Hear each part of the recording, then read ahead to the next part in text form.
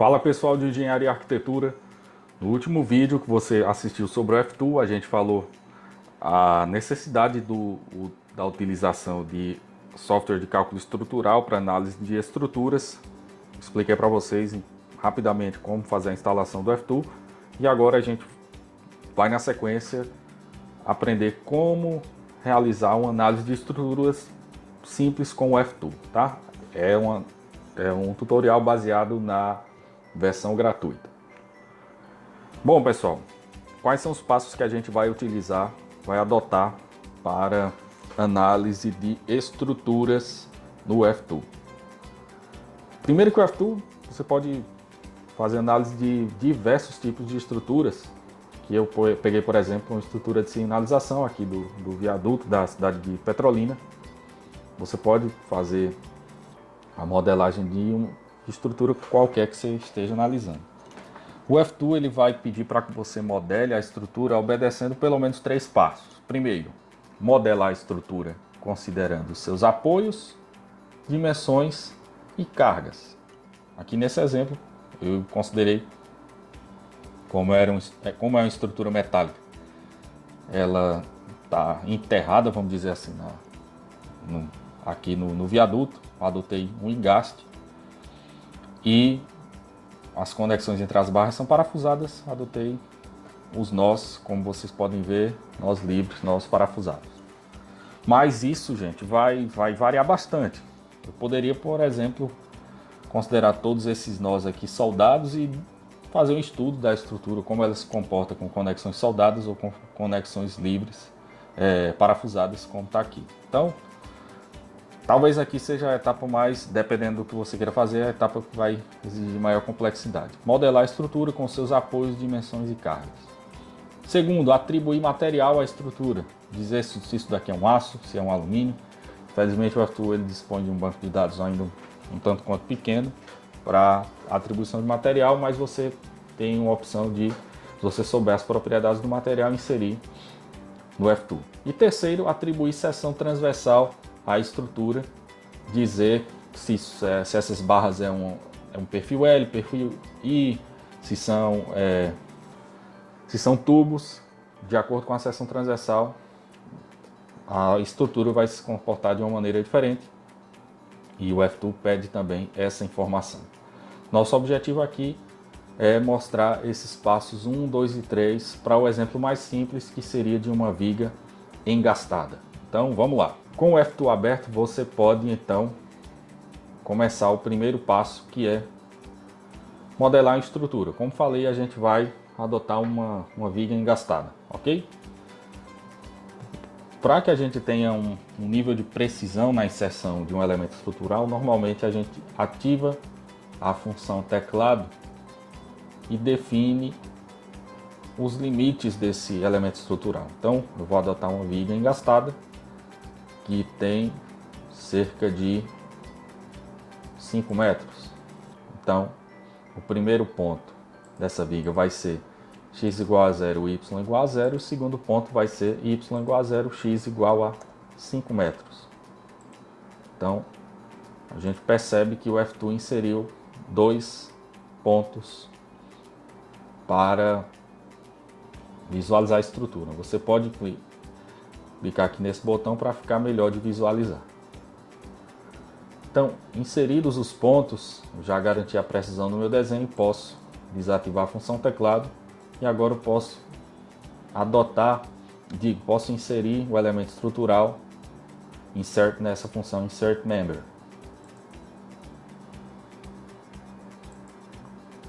Então, depois de inserir o elemento estrutural, posso apertar a tecla ESC. Como falei, a modelagem de estrutura consiste em determinar suas dimensões, apoios e cargas. Então, trata-se de uma viga engastada. Vamos aqui começar inserindo os apoios em Support Conditions. E aqui no Support Conditions, ele vai perguntar para você onde você quer que o apoio esteja livre e onde você quer que o apoio esteja fixo. Se a gente tem um apoio de primeiro gênero, por exemplo, no apoio de primeiro gênero a gente tem normalmente a dimensão Y fixa e as dimensões X e a rotação livres. Nesse caso, como eu quero modelar uma viga engastada, então eu vou adotar tanto o deslocamento em X quanto o deslocamento em Y quanto a rotação, adotarei fixos. E nesse caso, como eu vou ter um apoio, um engaste vertical, vai ter que estar no ângulo de 90 graus. Ao selecionar o nó, em que eu quero essas condições, basta clicar aqui em Apply Support Conditions to Select Node. E aí o que a gente percebe é que o engaste foi inserido. Depois de determinar a dimensão, depois de determinar o engaste, então a gente pode, para não esquecer a dimensão, você pode inclusive colocar aqui a cota dessa viga. Está aqui, 5 metros. Depois de colocar as dimensões, depois de colocar os apoios, a gente pode então colocar as cargas. Vamos colocar uma carga pontual na ponta aqui dessa viga, tá? Para que a gente crie uma carga pontual, a gente coloca aqui em Nodal Forces. Ao clicar em Nodal Forces, a gente precisa criar uma força. Clica aqui nesse botão Create New Nodal Forces e eu posso colocar aqui uma força que eu vou chamar de F1. Essa força, quando eu quero adotar uma força para baixo, então eu tenho que adotar o sinal negativo, menos 10 kN, seria uma força atuando aqui na ponta. Vamos botar menos 5 kN. É o valor da força F1.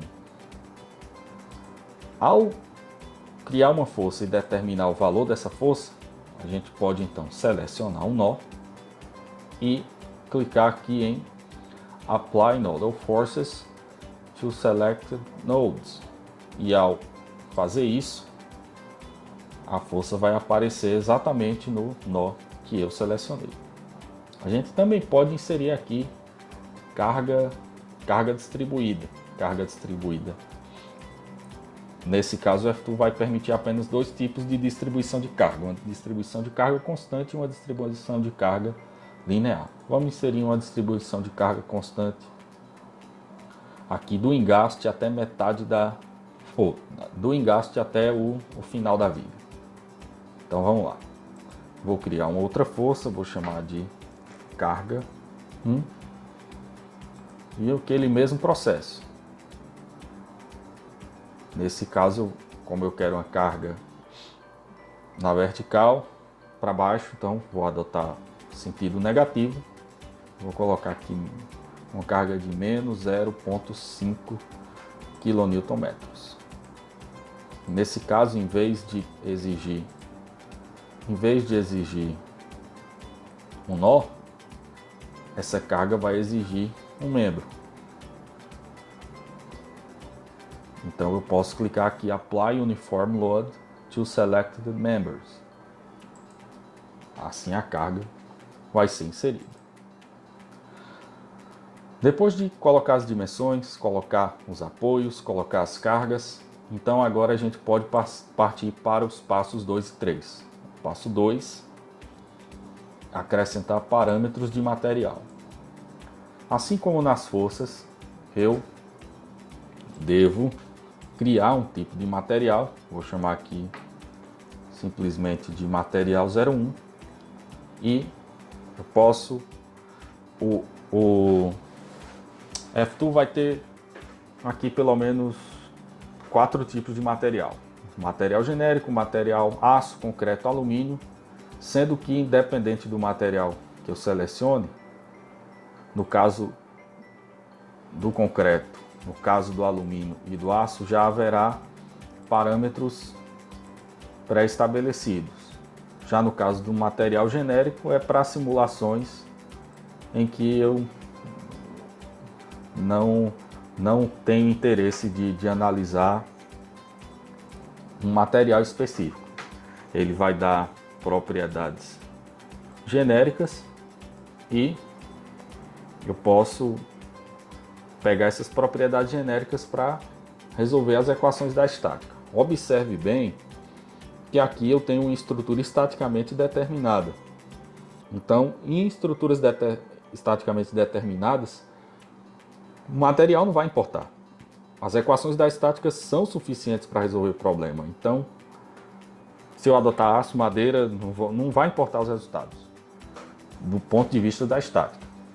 Nesse caso, eu posso adotar um material genérico e colocar para apply current material to all members. Eu posso aplicar então esse material para todos os membros da estrutura.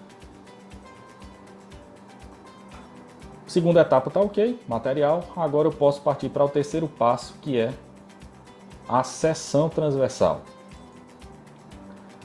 E aí, mais uma vez, para seção transversal, a gente também precisa criar uma seção. Vou chamar aqui de seção 01. E veja que o F2 possui alguns padrões brasileiros, padrões da Gerdau, enfim. Mas ele também possui algumas seções transversais que a gente está acostumado ao longo das disciplinas. Padrão C, padrão I, padrão T, padrão retângulo, círculo, anel. Vai ter vários padrões que a gente costuma utilizar nas disciplinas de resistência dos materiais. Vou adotar um padrão qualquer, padrão retângulo, para vocês darem uma olhadinha. Então aqui ele vai pedir os parâmetros do material, ou da seção transversal. Vou colocar aqui um retângulo de 100 milímetros e de 200 milímetros de altura e 100 milímetros de base. E veja que maravilha. O F2 já calcula para a gente o centroide dessa seção transversal, a área dessa seção transversal e também, olha aqui, momento de inércia. Veja que, de acordo com os parâmetros inseridos, você já vai ter esses valores dados pelo F2, tá bom? E mais uma vez, a gente pode aplicar essa seção para todos os membros. Feito isto, esses passos 1, 2 e 3. Primeiro passo, dimensões, apoios e forças. Segundo passo, materiais. Terceiro passo, seção transversal. A gente pode partir para calcular os diagramas. Diagrama de força axial, axial force.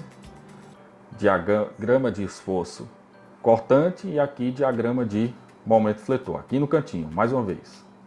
Diagrama de força axial, diagrama de esforço cortante e diagrama de momento fletor.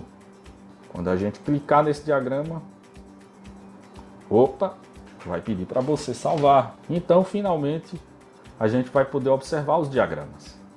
Como era de se esperar, como a gente só tinha carga na vertical, o diagrama de força normal, axial force, deu zero. Zerado, não tem nada. Já o diagrama de esforço cortante, está aqui, já aparece. Quando você tem os valores aqui muito pequenos, eu sugiro que você venha aqui na escala, aqui em opções, você pode aqui aumentar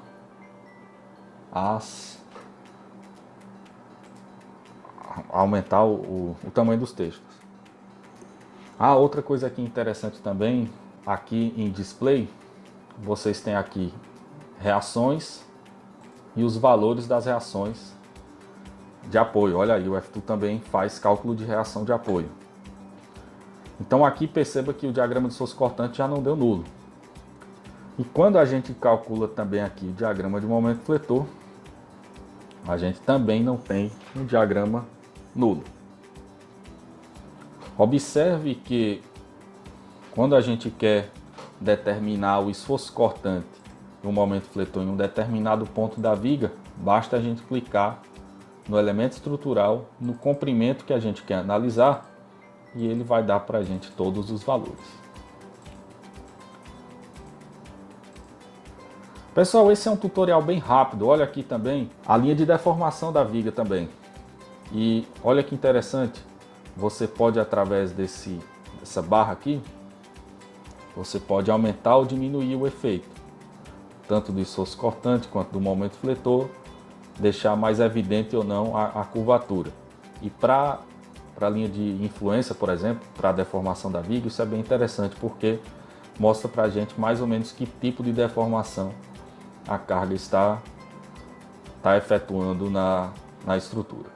Esse é um tutorial bem básico, bem simples. O F2 consegue fazer muito mais do que isso, consegue também já fazer alguns dimensionamentos pré-determinados, mas o que eu queria trazer para vocês é somente esse princípio para análise de estruturas no F2.